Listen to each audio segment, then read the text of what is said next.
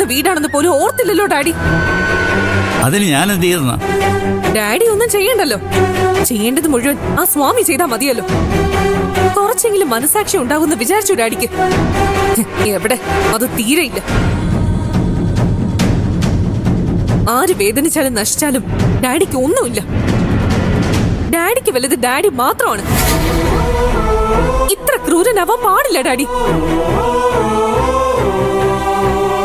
ഇതൊക്കെ മുൻകൂട്ടി കണ്ടതുകൊണ്ടാ പോണ്ടാന്ന് ഞാൻ വിലക്കിയത്.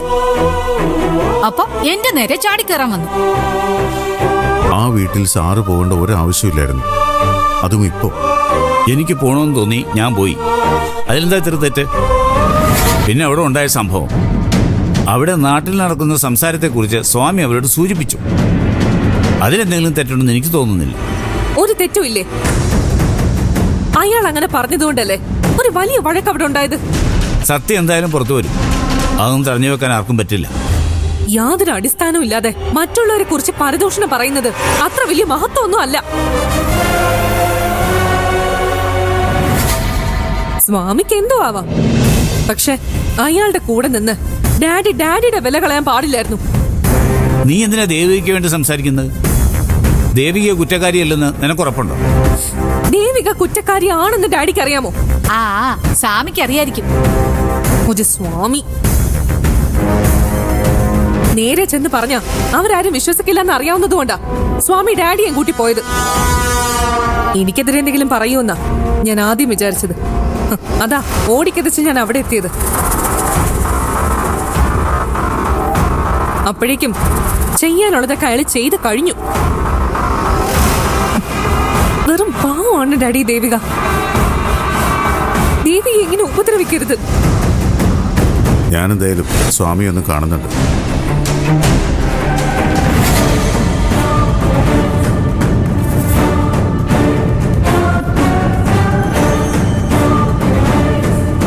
ഞാൻ കാല് പിടിച്ചു പറഞ്ഞതല്ലേ പോണ്ടാന്ന്, കേട്ടോ?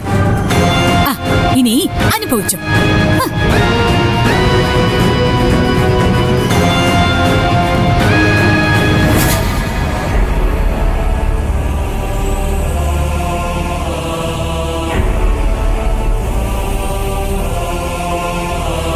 എനിക്ക് ഒറ്റ കാര്യത്തിലെ സംശയമുള്ളൂ.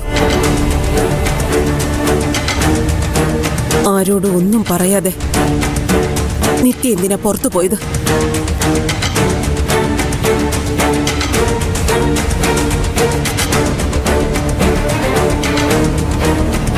അവൾ ഒരിക്കലും അങ്ങനെ ചെയ്യുന്നതല്ലല്ലോ.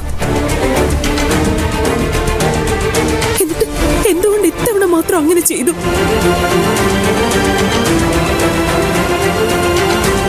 അവൾ എന്തോ നിശ്ചയിച്ച് ഉറപ്പിച്ചതുപോലെയാ എനിക്ക് തോന്നിയേ.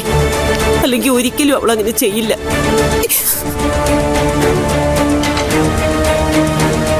നിത്യ എവിടെയൊക്കെ പോയിട്ടുണ്ടെന്ന് പോലീസ് കണ്ടുപിടിക്കും.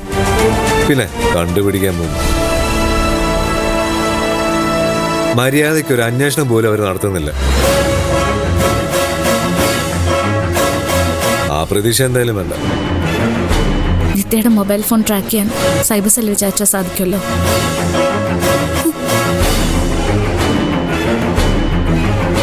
അവൾ ഏതൊക്കെ ടവറിന് കീഴിലുണ്ടായിരുന്നു എന്ന് കണ്ടുപിടിക്കാൻ ഒരു ബുദ്ധിമുട്ടുമില്ല. അവൾ എവിടെ പോയി എന്നല്ല, അവളുടെ കൂടെ ആരുണ്ടായിരുന്നെന്നാ കണ്ടുപിടിക്കേണ്ടത്. ആരുണ്ടാവാൻ? അവള് തനിച്ചല്ലേ പോയത്? അമ്മേ, അത് പോയത് ഇവിടുന്ന്. പുറത്തിറങ്ങി കഴിഞ്ഞപ്പോ ആരെങ്കിലും കൂടെ ഉണ്ടായിരുന്നെങ്കിലും.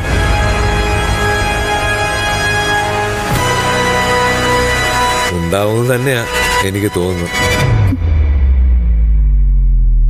നിനക്കങ്ങനെ ആരെങ്കിലും സംശയമുണ്ടോ? ഇല്ലമ്മേ, എനിക്ക് സംശയമൊന്നുമില്ല. ഒരു കാര്യം എല്ലാവരും ഉറപ്പിച്ചു,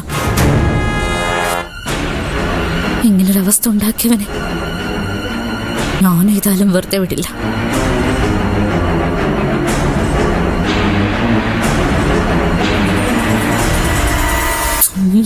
തുണ്ടാക്കി കൊല്ലും ഞാൻ അവനെ.